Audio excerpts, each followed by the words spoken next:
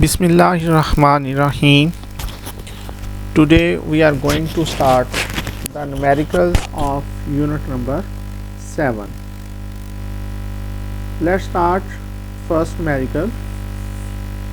First of all, we see the statement of the numerical. The wooden block measuring 40 centimeter, 10 centimeter and 5 centimeter has a mass of 850 gram. Find the density of the would. हमें block की length, width और height दी हुई है और उसकी mess भी given है जो कि 850 ग्राम से. तो हमने फाइंड क्या करना है, density of the wood find करनी है. तो लेंथ ऑफ ब्लॉक जो है that is given equal to 40 centimetre. तो हम इस डाटा को सेंटीमीटर से मीटर में कन्वर्ट करेंगे. क्यों करेंगे? क्योंकि लेंथ का यूनिट जो होता है ऐसा यूनिट्स के अंदर वो मीटर होता है. तो मीटर में कैसे कन्वर्ट करेंगे इसको, सेंटीमीटर को? सेंटीमीटर का जो डाटा दिया हुआ है 40, इसको आप 100 से डिवाइड कर देंगे तो ये सेंटीमीटर जो है ये मीटर में कन्वर्ट हो जाएंगे. इसी तरीके से width of block W is equal to 10 centimetre given है, उसको भी आप 100 से डिवाइड कर देंगे तो आपके पास वो सेंटीमीटर जो मीटर में कन्वर्ट हो जाएंगे. तो आपके पास आंसर आ जाएगा 0.1 metre. Height of block given है 5 सेंटीमीटर है, उसको भी आप 100 से जब डिवाइड करेंगे तो वो 0.5 मीटर बन जाएगा. मैस ऑफ ब्लॉक गिवन है 850 ग्राम है, इसको आप किलोग्राम में कन्वर्ट करेंगे. जब आप इसको 1000 से डिवाइड कर देंगे हम तो ये डाटा जो है ग्राम जो है ये केजी में कन्वर्ट हो जाएंगे. क्यों? क्योंकि 1 केजी में 1000 ग्राम होते हैं, इस वजह से हम इसको 1000 से डिवाइड करेंगे. तो फाइंड हमने डेंसिटी करनी है. तो डेंसिटी का फॉर्मूला हमारे पास है मैस ओवर वॉल्यूम. मैस की वैल्यू तो हमारे पास गिवन डाटा के अंदर दी हुई है जो कि 0.85 kg है, लेकिन वॉल्यूम जो है हमें वो गिवन नहीं है. तो वॉल्यूम हम कहाँ से फाइंड करेंगे? वॉल्यूम हम जो है लेंथ, विड्थ और हाइट जो दी हुई है उससे हम फाइंड करेंगे. तो वॉल्यूम का फॉर्मूला आता है length multiply by width multiply by height. तो इन तीनों क्वांटिटीज़ को हम आपस में मल्टीप्लाई कर देंगे तो हमारे पास आंसर जो आ जाएगा वॉल्यूम का वो 0.002 मीटर क्यूब बन जाएगा. तो मैस हमारे पास पहले ही मौजूद है, वॉल्यूम हमने फाइंड कर लिया. तो अब डेंसिटी के फार्मूला में मैस ओवर वॉल्यूम जो है इसमें हम वैल्यूज़ पुट कर देंगे. इसको जब आप सिंप्लीफाई करेंगे तो आपके हमारे पास आंसर आ जाता है 425. अब किलोग्राम पर मीटर क्यूब इसके यूनिट हैं. तो किलोग्राम मैस जो है वो केजी में हम मेजर करते हैं तो उसका केजी आ जाएगा, और वॉल्यूम जो है वो मीटर क्यूब में मेजर किया जाता है तो किलोग्राम पर मीटर क्यूब इसका जो है वो यूनिट बन जाएगा. तो हम आते हैं क्वेश्चन नंबर 2 की तरफ.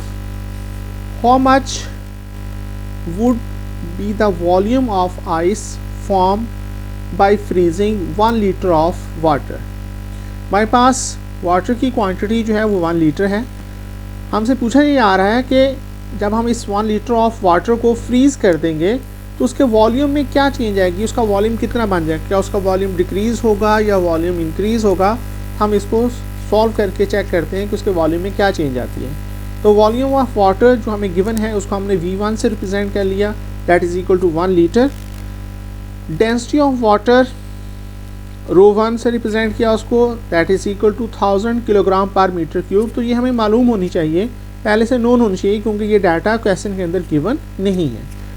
तो डेंसिटी ऑफ आइस के लिए हम ρ2 का सिंबल यूज़ कर लेंगे, that is equal to 920 kilogram per metre cube. तो फाइंड हमने करना है volume of ice, that is equal to V2, उसको हमने V2 से रिप्रेजेंट किया है.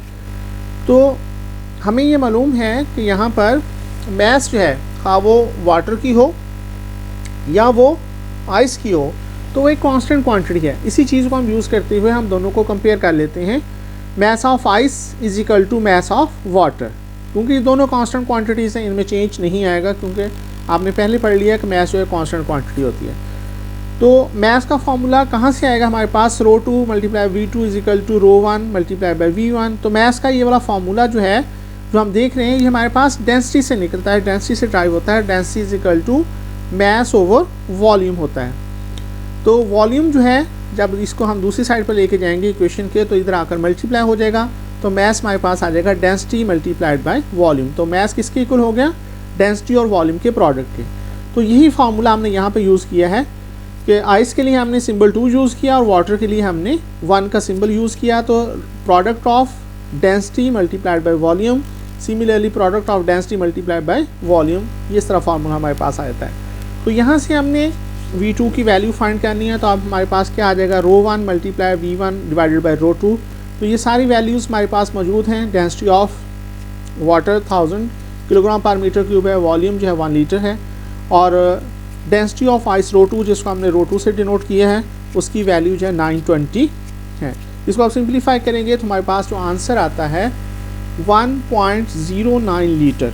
तो हमारे पास ये वॉल्यूम जो आ गया 1.09 लीटर, ये वॉल्यूम है आइस का।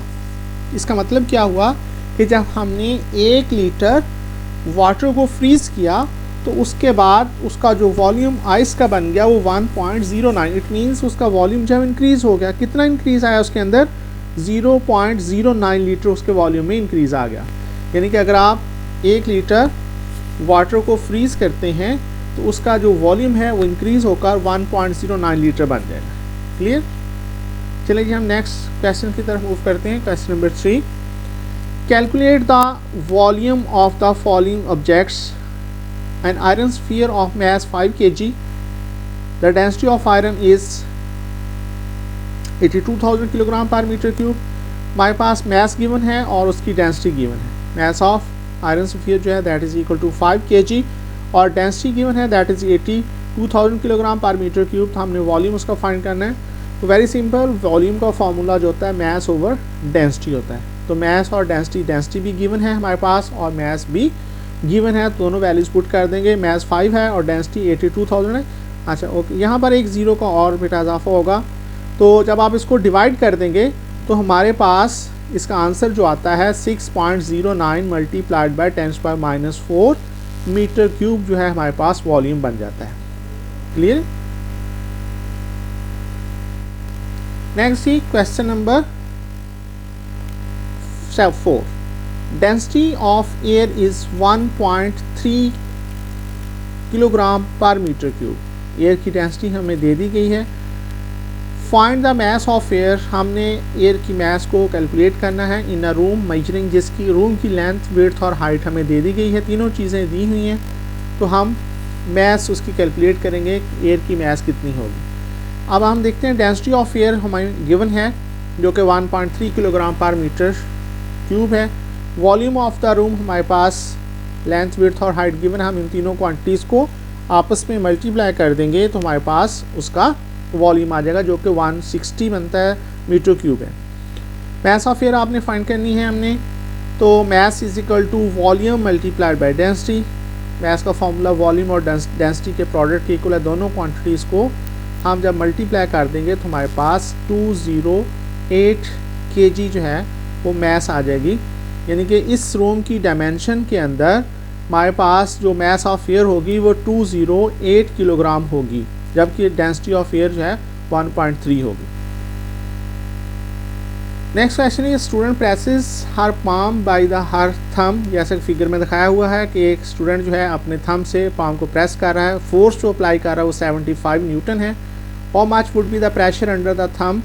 तो थंब के नीचे कितना प्रेशर होगा, which have contact area 1.5 centimetre square. तो कंटैक्ट एरिया जो थंब के नीचे वो 1.5 सेंटीमीटर स्क्वायर है। तो फोर्स गिवन है आपको 75 न्यूटन, एरिया जो है वो गिवन है 1.5 सेंटीमीटर स्क्वायर। तो आप इस सेंटीमीटर स्क्वायर को मीटर में कन्वर्ट करेंगे तो 2 टाइम्स आप इसको 100 से डिवाइड कर देंगे तो हमारे पास आ जाएगा 1.5 मल्टीप्लाई बाय 10⁻⁻⁴ मीटर स्क्वायर आ जाएगा। 2 टाइम्स इसलिए हमने किया यहाँ पर क्योंकि यहाँ पे सेंटीमीटर का स्क्वायर है, सेंटीमीटर का स्क्वायर है। इसको मीटर में कन्वर्ट करने के लिए हमें 2 टाइम्स इसको 100 से डिवाइड करेंगे तो ये मीटर स्क्वायर में कन्वर्ट हो जाएगा।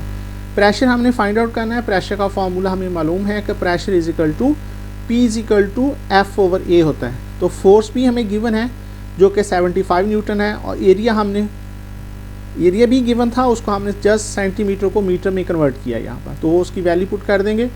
दोनों क्वांटिटीज़ को जब हम डिवाइड करेंगे तो हमारे पास जो आंसर आएगा 5 multiply by 10⁵ newton metre square pressure आ जाएगा। यानी कि इतना प्रेशर जो है ये थंब